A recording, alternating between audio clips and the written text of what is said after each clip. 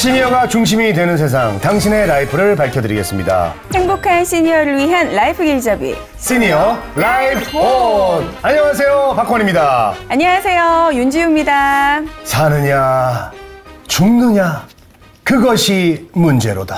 아니, 이거 윌리엄 셰익스피어의 비극 햄릿의 명대사잖아요. 그렇죠. 갑자기 지금 이걸 왜 하시는 거죠? 예전에는 정말 이 살고 죽고 이 문제가 중요했단 말이에요. 그쵸. 그런 시절이 있었죠. 그러나 네. 요즘은 또 이 삶의 질이 개선되면서 이렇게 패러디가 바뀌고 있다고 그래요. 오, 이렇게. 그냥 죽느냐 아니면 잘 죽느냐 이렇게 바뀌었어요. 진짜 네. 말씀하신 것처럼 잘 사는 것만큼 인생을 잘 정리하는 것도 굉장히 중요하다는 그런 말씀이네요. 네, 저희가 이미 이제 웰다잉에 대해서는 우리 시니어 TV에서 많이 다뤘습니다. 예. 자, 그러나 오늘은 좀 더 자세하게 이 문제를 이야기하기 위해서 네. 대한 웰다잉 협회 최영숙 회장님을 모셨습니다. 어서 오세요. 안녕하세요. 반갑습니다. 네. 최영숙입니다. 네. 반갑습니다. 먼저 소개 좀 간단하게 부탁드릴게요. 네. 저는 대한웰다잉협회 회장으로 있는 최영숙이고요. 개인적으로는 이제 학부에서 간호학을 전공하고 또 심리학을 전공하면서 노인의 삶에도 굉장히 관심이 많았지만 잘 죽고 사는 문제에 관심이 많아서 네. 대한웰다잉협회라는 거를 만들게 되고 그 협회를 운영하고 있는 최영숙입니다. 네. 오늘 잘 부탁드립니다. 아유, 감사합니다. 감사합니다. 예. 네. 옷도 잘 입고 오셨습니다, 아우, 오늘. 아주 화사하십니다. 감사합니다. 네. 참 우리 저 최영숙 회장님께 궁금한 게 많은데 네. 우선은 이 대한 웰다잉 협회 이게 어떤 곳인지 궁금하거든요. 네. 어떤 곳입니까? 네, 웰다잉협회라고 그러면 많은 사람들 오해를 해요. 그거에 가면 잘 죽게 해주나, 또 아니면 안락사 시켜주나, 아이고야. 뭐 이런 오해를 하시는 분들도 있는데 네. 그게 아니고 우리가 예전에는 잘 살아보세라는 이야기를 참 많이 했잖아요. 그렇죠. 네. 그래서 우리나라 잘 살잖아요. 네. 이렇게 잘 사는데 우리나라 자살률이 세계 1위라는 거 다 아시죠? 아, 그러니까요. 그러니까 잘 못 살고 있다라는 거예요. 물질은 풍요하고 환경은 좋은데 심리적으로나 정서적으로는 굉장히 불안하고 그래서 반대로 역설적으로 잘 죽는 방법을 알게 되면 잘 사는 방법을 알지 않을까. 그래서 우리는 역설적으로 잘 죽기 위해서 잘 살아야 된다라는 내용을 교육하고 홍보하고 문화를 확산시키는 역할을 하고 있는 곳이 저희 대한웰다잉협회입니다. 그렇군요. 아니 근데 언제 설립이 됐습니까? 이제 제가 그 2000년도 정도부터 이제 제가 미국에서는 그런 공부를 심리학을 통해서 마지막 논문을 임종 환자를 돌보는 네. 여러 가지 위기 상담이라는 주제를 논문을 쓰고 한국을 왔는데 아직 죽음에 대해서 이야기할 그런 상황이 안 됐었어요. 그러는 중에 제가 이제 호스피스 봉사를 하고 하다가 네. 호스피스는 임종을 앞두고 있는 사람들을 대상으로 하는 것이지만 우리 모든 사람이 다 임종을 앞두고 있는 거잖아요. 언제 어떻게 될지 모르기 때문에 그래서 호스피스보다는 좀 더 광범위하게 임종을 준비하는 것이 잘 사는 방법이다라는 생각으로 네. 범국민적인 교육을 시작하면서 2011년도에 협회를 설립을 했습니다. 오, 네. 2011년도 14년쯤 됐죠. 13, 14년 됐네요. 네네. 그렇네요. 네. 그래요. 와, 이렇게 말씀드렸더니 웰다잉 하면 우리가 이걸 어떻게 해석하면 우리가 어떻게 해석하면 좋을까? 뭐 좋은, 뭐 죽음, 뭐 이렇게 생각을 좀 해볼 수가 있는데 그렇죠. 우리 회장님께서는 웰다잉에 대해서 어떻게 해석하시는지 좀 궁금해요. 네. 자, 그래서 우리는 뭐 잘 죽어보세, 잘 살아보세, 뭐 여러 가지 이야기를 했지만 네. 우리는 잘 죽어야 된다는 것은 모든 사람의 바람이잖아요. 네. 그런데 우리가 그걸 특별한 단어가 없어서 굿데스, 영국에서는 굿데스라고 이야기하거든요. 좋은 죽음. 그 좋은 죽음이 뭐냐? 사랑하는 사람들 옆에 있는 데서 외롭지 않게, 고통스럽지 않게 편안하게 예. 소망을 가지고 가는 게 좋은 죽음이다. 네. 그걸 우리나라에서는 이제 웰다잉이라고 하는데 한국말로는 이제 뭐 선종 이런 말도 있는데 고종명이라는 말도 있는데 네. 결국은 웰다잉은 아름다운 마무리가 아닌가라고 생각을 합니다. 와. 아름다운 마무리. 네. 그러니까 요게 이 말이 저는 더 와닿지. 와닿고. 예, 우리 뭐 나쁜 말로 야, 잘 죽었다 이러잖아요. 네. 그러면 안 되잖아요. 네. 오히려 저는 이렇게 방금 얘기해 주신데 그 말씀이 더 이제 와닿는데 네. 그래도 저는 좀 항상 이런 질문 드리고 싶어요. 왜냐면 어쨌든 잘 죽건 못 죽건 죽음은 슬픕니다, 저는. 네. 그래서 죽음에 대해서 생각해 본 적이 없어요. 그냥 지금 현재 어떻게 살아가고 지금 내 주식 오르나 안 오르나 이거 생각하고 지금 내 일이 들어오나 안 들어오나 이런 것만 생각하고 현재 충실할 생각만 한단 말이에요. 네. 그런데 우리 회장님은 언제부터 정말 이 잘 죽어야 되겠다, 이 웰다잉 여기에 대해서 관심을 갖게 됐는지 너무 궁금해요. 그게 이제 제가 90년대 후반부터 이제 임종 환자를 만나면 그분들이 학력의 고하나 또 아니면 뭐 인격의 뭐 어떤 걸 떠나서 그분들이 하는 한마디는 굉장히 제 안에 가슴에 탁 각인이 되는 그런 메시지들이 많더라고요. 그래서 죽음 앞에서 사람들은 가장 성숙하는구나. 죽음 앞에서. 네. 예. 그리고 제가 이제 그러니까 제가 간호사를 했다고 그랬잖아요. 네. 그걸 하다 보니까 환자들 중에는 두 부류의 환자가 있어요. 크게 보면 나 아파서 병원에 오는데 다시 회복이 돼서 일상으로 돌아가는 사람이 있는가 하면 회복이 안 되고 일상으로 못 돌아가시는 분이 계시잖아요.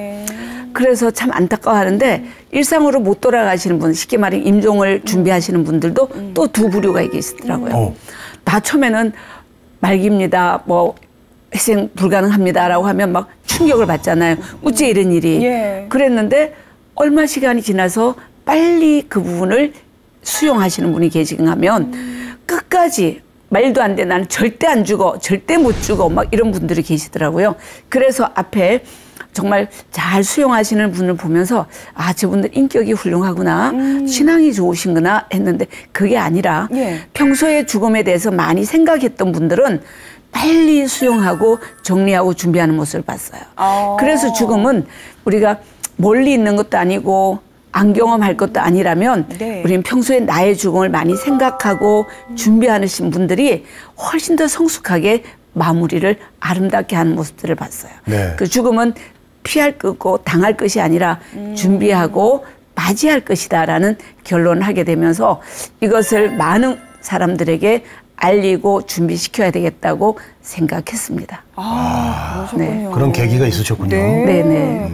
그러면은 사실 협회를 만드신 게 아까 2011년도라고 하셨는데 그러면 그 전부터 이 웰다잉 활동을 좀 하신 것 같은데 정확히 언제부터 좀 이런 활동을 하셨는지요? 90년대 후반부터 했는데 정식으로 웰다잉 연구소라는 말을 만든 거는 2000년도 정도부터 했어요. 그리고 11년에 협회를 만들게 되고 지금은 단체가 한 8천여 명의 회원이 있고 그 10개 지부가 있고 100개의 지회가 있는 굉장히 큰 단체, 대한민국에서 가장 큰 조직이라고 할 수 있어요. 와, 90년대 호스피스를 하시면서 이렇게 시간을 쭉 계산해 보면은 한 20년이 훨씬 넘는 그렇죠. 한 30년이 되죠. 가까이 네네. 그렇게 오랜 시간. 저의 관심사였으니까. 네. 그때부터. 자, 그렇다면 이제 우리 웰다잉에 대해서 우리 회장님은 특별히 좀 많은 생각들을 하고 계시고 거기에 대한 본인만의 생각이 이제 뚜렷하실 것 같은데 자, 회장님이 생각하는 웰다잉의 어떤 가치, 목표 뭐라고 생각하시는지요? 자, 웰다잉 뭐 가치 목표라는 차원에서 본다면 삶과 죽음은 둘이 아니고 하나다라는 거. 많은 사람들은 삶에 대해서 90% 포커스를 맞추고 이제 죽음은 10% 정도 생각하니까 죽음은 나와 상관없는 또 뒤로 두는 것이라고 생각하는데 어쩌면 동전의 양면이잖아요. 그래서 삶을 뒤집으면 죽음이고 죽음을 뒤집으면 삶이에요. 그래서 잘 사는 것이 잘 죽는 것이다. 그 웰다잉은 웰리빙을 위한 것이고 웰리빙을 해야지 웰다잉을 할 수 있다라는 이야기를 할 수 있겠죠. 그래서 이 연속선상에서 삶과 죽음을 통합시키면서 이것이 그 유한한 존재라는 걸 인식하게 되면 삶이 더 진지해지게 되죠. 그러니까 저는 사실 아까 90% 삶, 10% 죽음. 저는 사실은 솔직히 삶이 100%였어요. 왜냐면 그동안 저는 죽으면 어차피 세상은 끝난다. 내가 죽으면. 내가 죽으면 더 이상 다른 사람들의 삶이 뭐가 의미가 있어. 내가 죽으면 끝나니까 저는 삶이 100% 죽음은 의미 없다 이렇게 생각을 했는데 지금 회장님께서 이 태도란 얘기를 하시니까 굉장히 생각이 지금 바뀌고 있어요. 예, 죽음을 어떻게 잘 죽어야 될지 생각을 한다는 것은 결국 우리 삶의 태도가 바뀌는 거기 때문에 조금 제가 지금 흔들리고 있습니다. 동공이 지금 흔들리고 있어요. 이렇게. 생각도 하시면서. 성철 스님을 만나러 가려면 제 해인사를 갔었잖아요. 그분을 만나려면 3,000배를 해야 된대요. 그 말은 그분이 높고 뭐 까다로워서가 아니라 3,000배를 할 동안 자기 문제를 다 깨닫는다는 거예요. 근데 어떤 분이 삼천배를 하고도 스님을 만나러 왔더래요. 그래서 자네는 뭐가 그래 고민이냐 그랬더니 어떻게 살아야지 잘 사는 것인지 방법을 모르겠더라. 그 방법이 뭐냐니까 돈을 벌면 잘 사는 것 같았고 명예를 가지면 사랑을 하면 잘 사는 것 같았는데 네. 그걸 다 가져봐도 아니다라는 생각이 들어서 스님께 만나러 왔대요. 그랬더니 스님이 자네는 그게 고민이냐? 나는 지금 이 나이에 어떻게 죽어야지 잘 죽는지 그게 고민이다. 그래서 두 분이 이야기를 하다가 그러면 잘 못 죽는 사람, 잘 죽는 사람을 구별을 해봤더니 잘 못 죽는 사람들은 죽음 앞에서 막 껄껄껄 하더라는 거예요. 그때 이렇게 좀 할 걸, 사랑할 걸, 베풀 걸, 뭐 할 걸, 껄껄 하더라는 거예요. 근데 죽음 앞에서 잘 돌아가시는 분들을 보니까 네. 다다다 하고 가시더래요. 그 다다다가 뭐냐면 나는 행복했다. 나는 잘 살았다. 네. 나는 후회 없다. 나는 최선을 다했다. 이런 이야기를 하시더래요. 그러니까 결국은 내가 오늘 최선을 다하고 후회 없이 사랑하고 행복하게 살면 내 죽음도 후회 없이 최선을 다하고 가는 것인데 그렇지 못하면 내일을 생각하고 다음을 생각하다 보면 끌끌끌 그때 그러지 말 걸 이렇게 후회하지 않을까. 그래서 잘 산다는 것이 우리 PD님이 지금 아나운서님이 잘 사신다는 것도 네. 잘 죽는 과정이라는 생각을 하시면 돼요. 네. 다른 게 아니고 같은 맥락이라고 생각하시면 돼요. 네. 좀 더 삶의 태도를 좀 네. 바꾸고 네. 살아야겠다는 생각이 듭니다. 네. 네. 후회하지 말고 만족하면서 하루하루 네. 최선을 다하면은 네. 그게 또 어떻게 다른 질문인데 같은 대답으로 같은 네. 답으로 좀 이어지는 것 같다는 생각도 좀 드는 것 네. 같아요. 그러니까 협회가 만들어진 지 이제 10년이 훌쩍 넘었습니다. 웰다잉 활동하시면서 저는 좀 궁금해요. 초창기하고 지금의 어떤 활동이나 여러 가지 변화들이 좀 어땠는지 네, 여쭤보고 싶어요. 초창기에는 대체로 죽음이 꼭 노인에게만 한정된 것처럼 그래서 노인 대상의 죽음 교육을 많이 했어요. 네. 그래서 어르신들에게 이런 부분을 어떻게 접근할까 그러면서 하여튼 참 조심스럽게 접근했는데 지금은 이 웰다잉 교육을 받으러 오거나 웰다잉에 대해 상담을 오는 사람들이 50대예요. 저희 협회 최연소 교육 대상 교육을 이수한 사람은 19세까지도 있어요. 와, 네, 그만큼 19살에. 죽음에 대해서 네. 많은 사람들이 관심을 가지고 있고요. 네. 자신의 죽음도 있지만 부모님의 죽음, 또 주변 사람들의 다양한 죽음을 경험하면서 예. 죽음에 대해서 고민이 많아진 것이 지금 현대가 아닌가 생각이 들어요. 그 이유가 사실 요즘 뭐 언제 어떻게 죽을지 몰라서 그런 것도 있을까요? 뭐 사고도 있을 수 있고. 그 사고도 질환도 너무너무 있고. 주변에 네. 이제 질병사도 굉장히 많고 네. 사고사도 많고 네. 또 갑작스러운 지인들의 죽음에 대해서 자기의 죽음을 생각하게 되는 거죠. 안 좋은 생각하면 안 되는데. 네, 그런 부분에서 네. 준비해야 되겠다, 준비해야 되겠다. 정리해야 되겠다 이런 생각을 하는 거죠. 그렇군요. 자, 그렇다면 이제 협회 이야기를 좀 이제 네. 좀 들어가 보도록 하겠습니다. 협회에서 이제 하고 있는 어떤 활동 그리고 사업 이런 것들도 한번 들어볼게요. 네, 저희는 이제 크게 보면 4가지 사업을 하고 있는데요. 네네. 네. 이제 세상을 변화시키는 건 사람이지만 사람을 변화시키는 것은 교육이잖아요. 교육. 네, 맞습니다. 그래서 교육에 저희가 많이 올인을 했어요. 그래서 일반인들도 교육시키고 또 어르신들도 교육시키고 아동들도 교육시키고 그 사람들을 교육시킬 강사들을 많이 양성을 해서 저희 협회는 전문 강사가 되게 많으세요. 그렇죠. 분야별 엔딩 플랜이라는 분야별 강사도 있고 그림책 웰다잉 강사도 있고 유언 상속 강사도 있고 뭐 다양한 강사들이 많이 있어서 네. 지금은 그분들이 여러 복지관이나 노인회나 또 아동들에게나 청소년들에게 굉장히 많이 교육을 하고 있고요. 또 그러다 보니까 이게 이제 문화 행사를 좀 많이 해야 돼서 네. 저희가 이제 문화 분야에 그 캠페인도 많이 하고 또 시나 어떤 독서나 또 연극이나 음악이나 이런 걸 통해서 네. 웰다잉을 전파하는 그런 이제 활동을 지금 많이 하고 있고요. 네. 또 이제 그러다 보니까 복지라는 부분이 또 있잖아요. 그렇죠. 그래서 이거를 좀 더 확대시키면 재소자들에게도 여러분들 재소자들을 한번 만나 뵈면 그분들이 IQ가 되게 높으세요. 그래서 상담자들이 교정 상담을 들어가면 상담자들이 반응하는 게 어떤지를 다 알아서 이런 대답을 하면 상담자들이 굉장히 행복할 거다. 이것까지 깨뚫고 있는 사람들이 이제 재소자들이세요. 그렇군요. 그런데 그분들에게 교정 상담보다 더 중요한 게 이 자신의 죽음에 대해서 직면하게 하면 그 사람들이 사형을 받든 안 받든 내가 죽는다고 생각할 때 지금 지나간 과거를 돌아보고 현재를 점검하면서 미래를 설계하는 그 재소자들, 또 아니면 그 노숙자들, 또 아니면 호스피스 대상자들, 이런 분들에 대해서 저희가 정말 그분들이 마지막 마무리를 잘 할 수 있도록 도와주는 작업을 많이 하고 있어요. 그러면서 이제 여러 가지 교재도 편찬하고 연구도 하고 다양한 모습을 활동을 하고 있습니다. 그렇군요. 어떤 교육과 문화와 복지와 연구 사업에 이르기까지 다양한 분야에서 이렇게 활동을 좀 해주시고 계신데, 그럼 하나하나 좀 자세히 말씀을 좀 들어볼까요? 그래요. 먼저 이 교육에 대해서 좀 네. 자세한 설명 부탁드립니다. 네. 저희 협회는 이제 제일 기본 교육이라고 해서 이제 웰당에 대한 여러 가지 그 뭐 다양한 아주 개론이라고 해야 될까요? 예. 그래서 웰당의 의미, 죽음의 의미가 뭔지, 죽음 준비가 왜 필요한지, 죽음이 뭔지, 죽음에 대한 다양한 의학적인, 심리학적인, 종교적인 다양한 죽음 있잖아요. 그러면서 자살을 왜 하는지, 어떻게 예방할 수 있는지, 유언상속, 또 뭐 그 연명의료, 장례, 뭐 이런 내용의 과정을 장기 기전까지 해서 30시간을 기본 교육을 하고, 그 교육을 받으신 분들이 저희 회원으로 등록이 되면서 좀 더 심도 있는 교육을 하려면 받으려면 1급으로, 그건 2급이고 1급을 받아서 저희가 이제 그 분야의 전문가들, 사회 전문가들을 모시고 다양하게 교육을 받고 하고 있고, 그리고 나서 그 사람들이 이제 더 분야의 다른 전문 분야가 필요하면 하여튼 12가지 또 교육이 있어서 그 분야의 또 전문가가 되기도 합니다. 또 심화적인 또 프로그램까지 준비가 되어 있군요. 그래요. 네. 강사 훈련도 하고요. 네.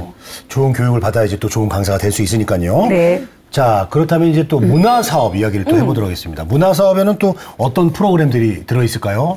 문화사업이 좀 전에 말씀드린 것처럼 우리가 연극이라든지 음악회라든지 또 영화, 자, 영화, 그렇죠. 웰당이 관계된 영화가 되게 많잖아요.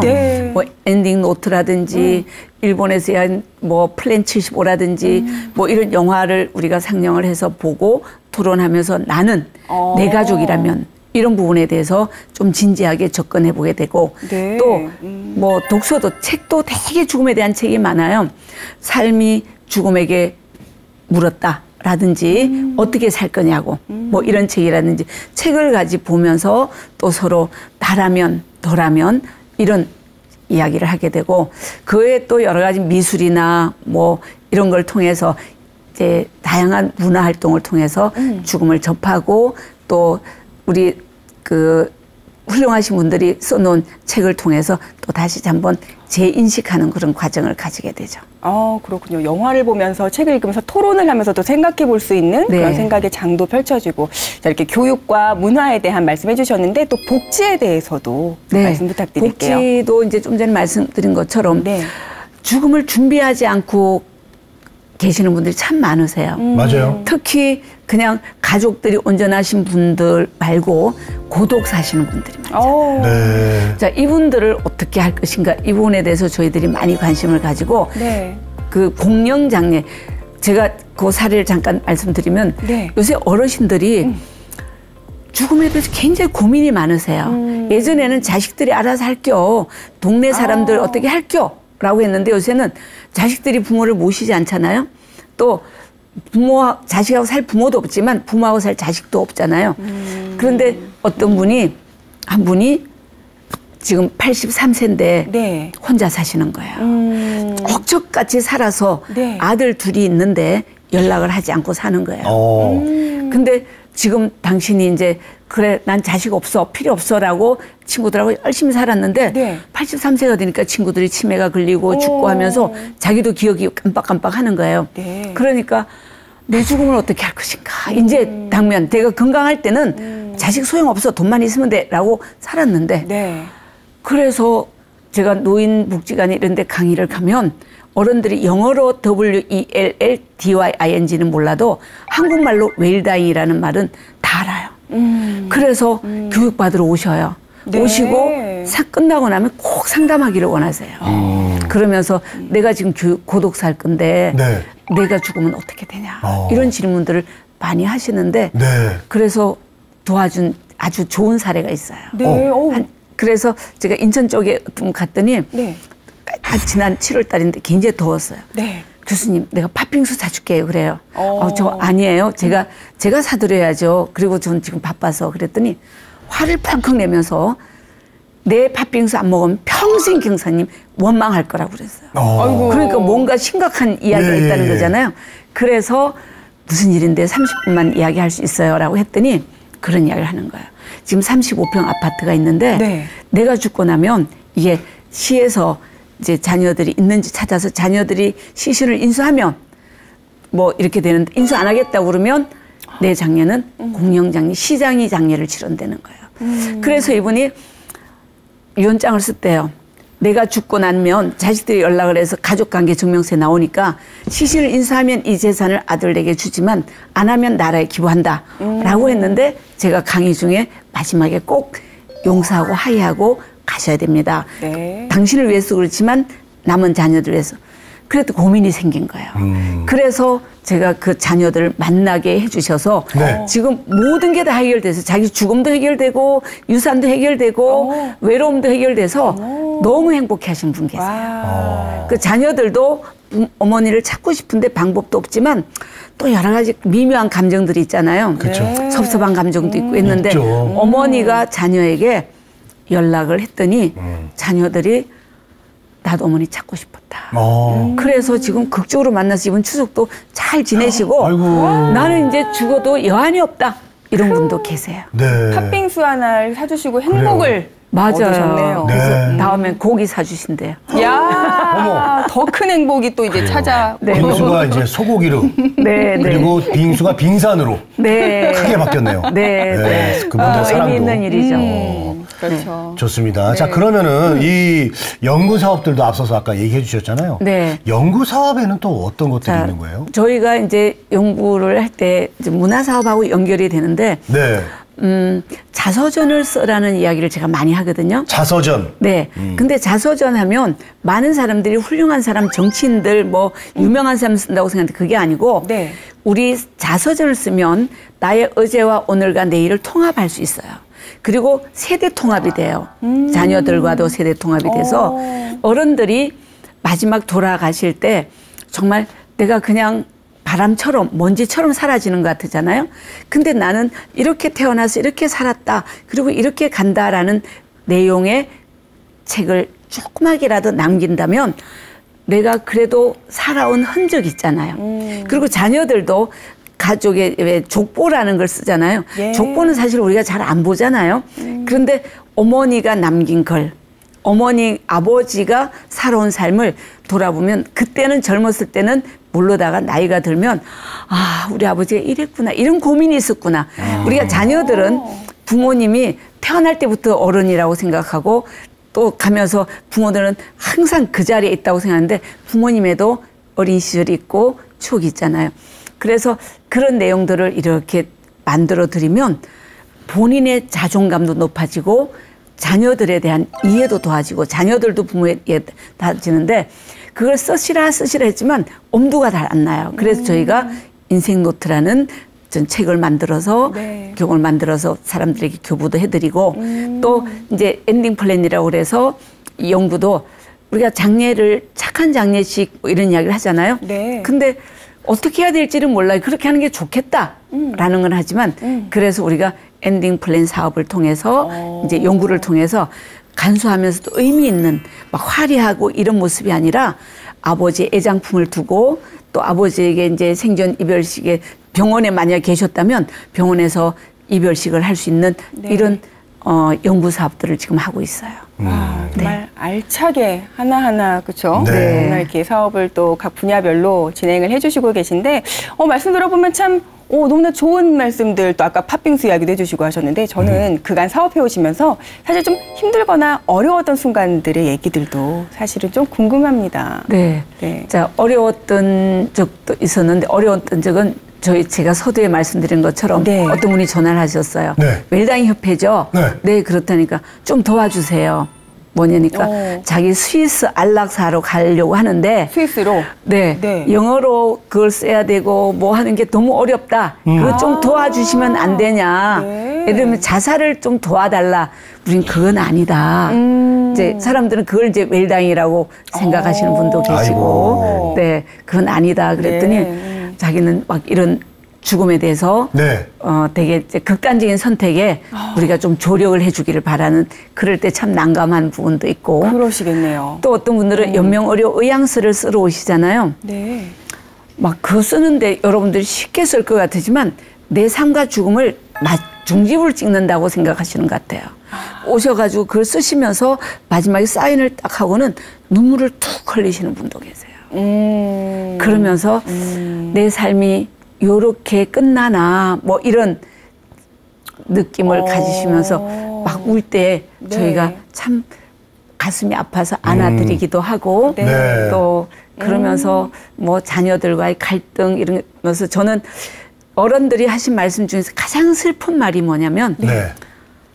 나는 헛살았어. 아우, 네. 그분이 80평생 살면서 전쟁도 치르고 가난도 치르고 자식 겨누라고 허리가 굽었는데 돌아보니까 내 삶은 아니야. 헛수고였어. 아이고. 이런 이야기를 할 때 너무 슬퍼요. 네. 근데 그거를 연명의료나 장례의향서나 쓸 때 그 이야기를 할 때 우리가 막 너무 아이고. 가슴 아프죠. 네. 안아주고 그게 아니라고 막 해주면 네.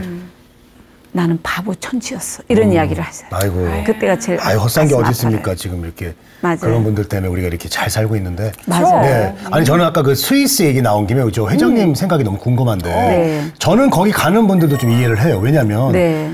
치료하다 너무 힘들어서 자기가 자기의 죽음을 판단하고 싶은 거잖아요.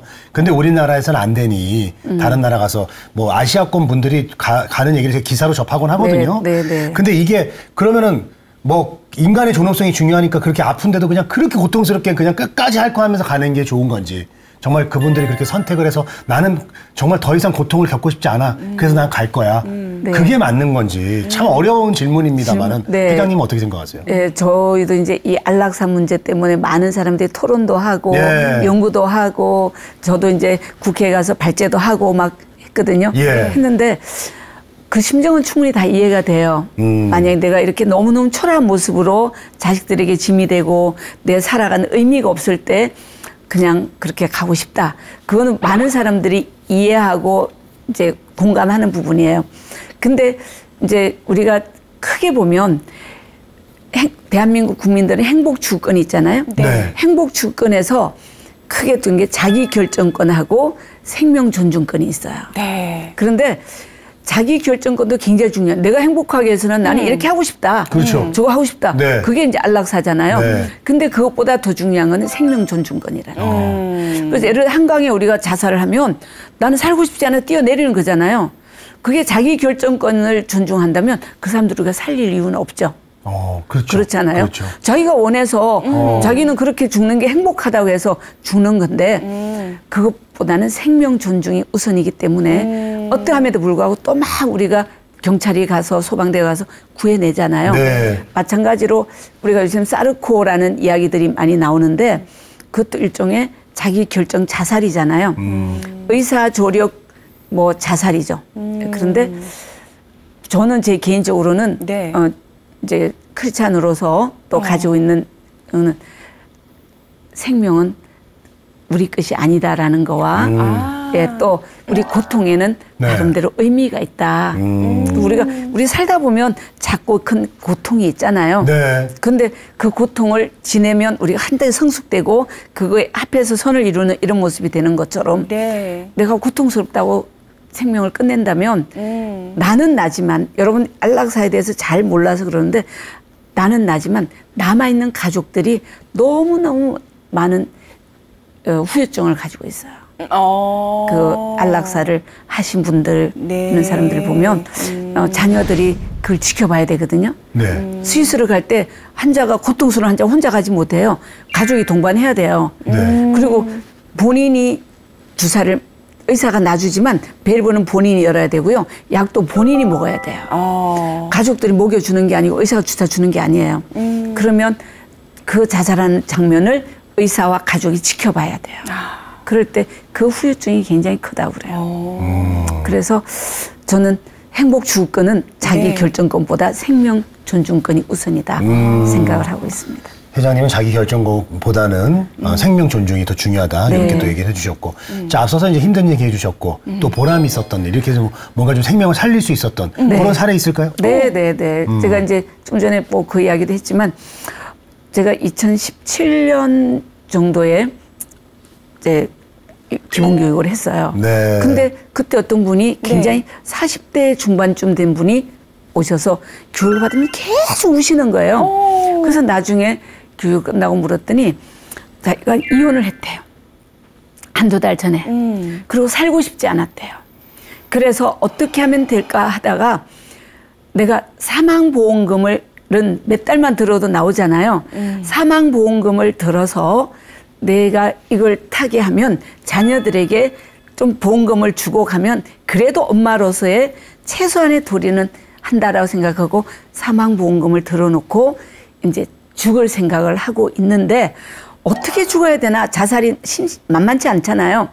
그러다가 웰다잉이라는 이야기를 듣고 교육을 받으러 왔는데 제가 교육을 계속 하는데 웰다잉은 존엄하다, 아름다운 마무리를 해야 된다라는 내용에서 이런 준비를 해야 되고 정리해야 되는 이 사람이 이 아름다운 마무리를 어떻게 해야 될까 막 숙제도 되면서 네. 그렇게 죽으면 안 되겠다라는 생각을 하면서 예. 그분이 자기 자살을 포기했던, 이 교육을 받지 않았다면 자기는 사망보험 3개월 들고 자살하려고 그랬대요. 그 생명을 살린 거예요. 그분은 지금도 이제 여기 강남에 살고 계시는데 네. 제 생명을 살리신 분이다. 이런 이야기를 하실 때 그랬고요. 네. 또 어떤 한 분도 이제 명절이었는데 자녀들하고 굉장히 안 좋은 일이 있었대요. 그래서 막 거실에서 뭐 부모와 자식 간에 막 마찰이 크게 있었겠죠.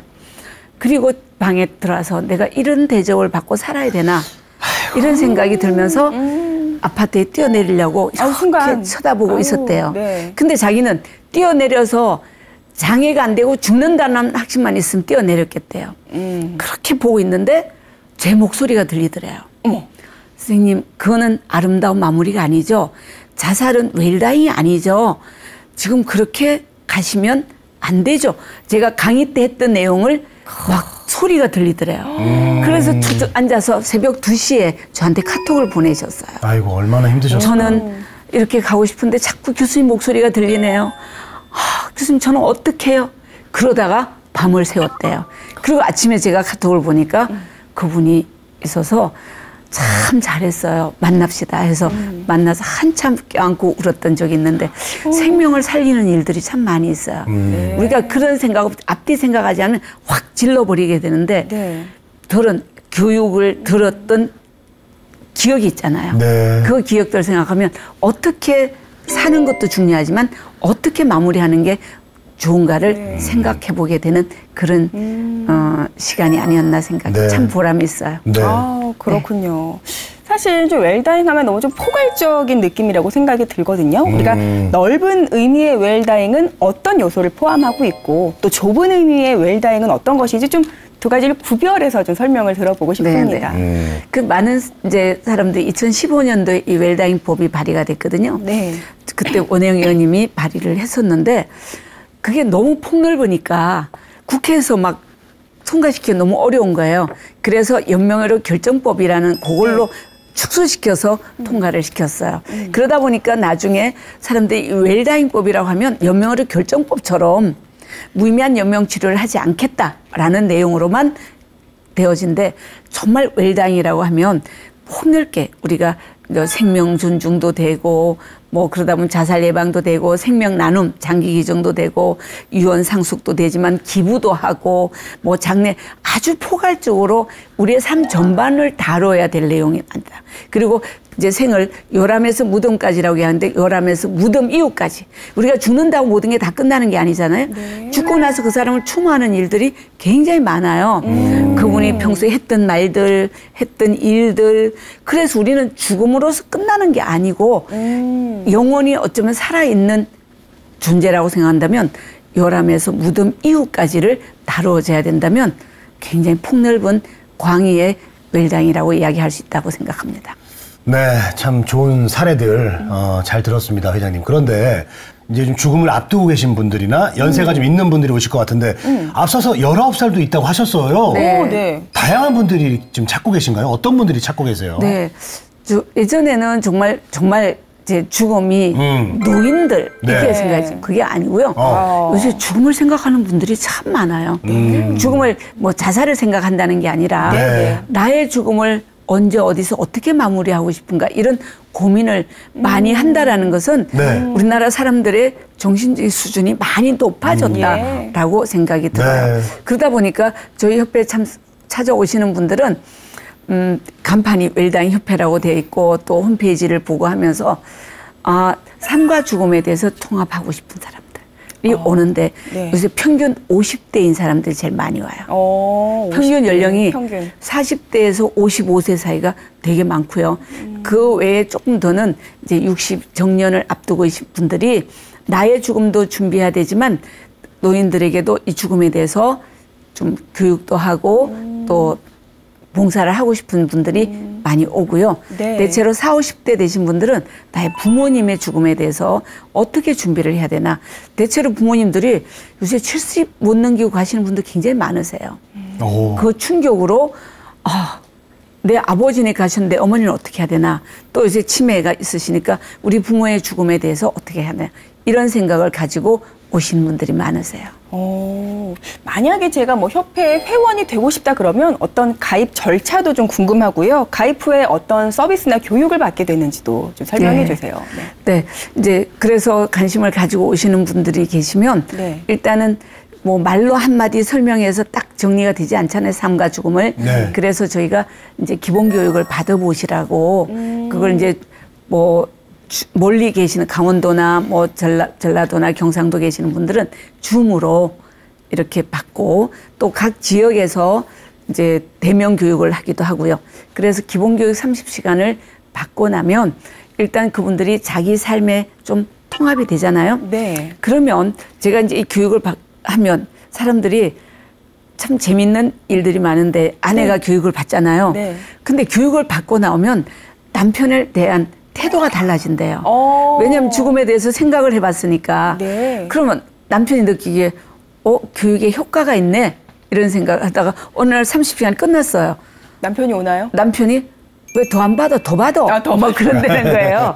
그래서 나도 받지만 당신이 받아. 그래서 아내가 받고 남편이 받는 사람도 있고요. 또 뭐 동서가 받고 또 그 시동생이 받고 뭐 이런 사람들도 참 많이 있거든요. 네. 그래서 일단은 교육을 받으면 효과가 개인의 만족감도 되고 그다음에 가족 간의 관계도 형성이 잘 되고 사회에도 굉장히 여유 있게 사람들을 대하게 되니까 네. 치열하게 막 경쟁이 아니라 그래서 있고 그걸 다시 이제 전달하고 싶은 것이 강사잖아요.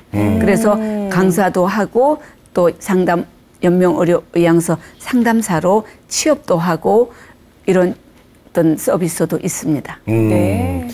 그 웰다잉 관점으로 볼 때 회장님께서 좀 문화적으로 확대시키고 싶으신 부분들이 또 있을까요? 네, 많죠. 많은데 처음에는 이제 막 교육해서 죽음에 대한 인식을 좀 긍정적으로 바꿔줘야 된다 이것이었는데 지금 많이 됐어요. 네. 근데 이제 그걸 문화로 바꾼다면 좀 전에 이야기했던 자서전 쓰기. 그 저는 제 개인적으로 그 임종 환자들에게 자서전을 좀 써드리자 이런 문화를 좀 바꿔가고 싶고 그다음에 장례 문화를 좀 바꿔가고 싶고 장례 문화? 네. 장례 문화도 정말 그냥 장례식에 가서 아이고 진작 한번 찾아볼 걸 이게 아니라 생전 이별식을 준비하자. 예전에 우리가 칠순, 팔순 이런 걸 했잖아요. 그것이 칠순, 팔순이 그냥 그때까지 살아서 축하한다 이게 아니라 네. 내가 지금까지 살도록 옆에서 도와준 사람들에게 감사 인사하는 것이 칠순 팔순이에요. 그래서 그때 온 사람들에게 고맙다라고 인사도 하고 선물도 주고 그리고 나면 장례식을 정말 가까운 가족장만 해도 되잖아요.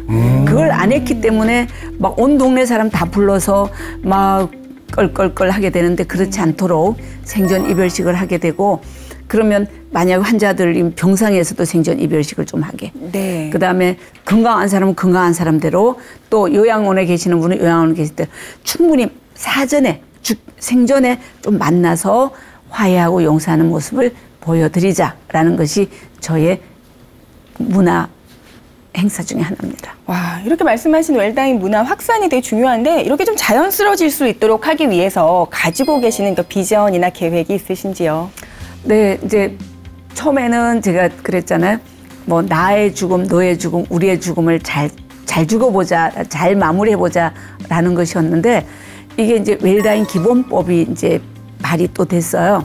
작년에도 됐다가 이제 폐기가 됐는데 되어지면 아마 보건복지부에서 웰다잉 지원과도 생길 것이고 또 많은 사람들이 웰다잉 무브먼트가 생기지 않을까.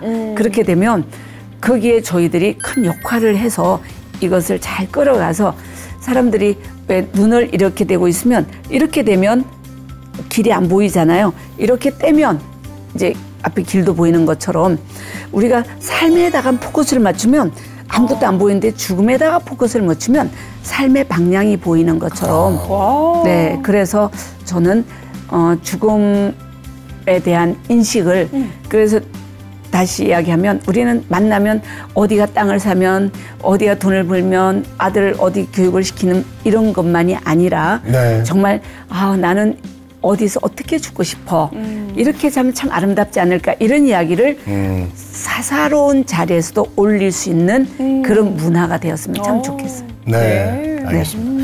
자, 죽음을 이제 맞이하는 그런 내 자세와 태도에 대해서 오늘 다시 한번 생각해보는 시간이 됐어요. 네. 자, 우리 마지막으로 시간이 이제 금방 갔는데 우리 시청자 여러분들께 회장님께서 좀 해주실 말씀 있으면 좀 끝으로 해주시죠. 네, 이제 뭐 많은 분들이 저를 보면 왜 하필이면 웰빙도 있고 웰리빙도 있는데 웰다잉을 이렇게 협회를 만들어서 하냐 이런 이야기를 하는데요.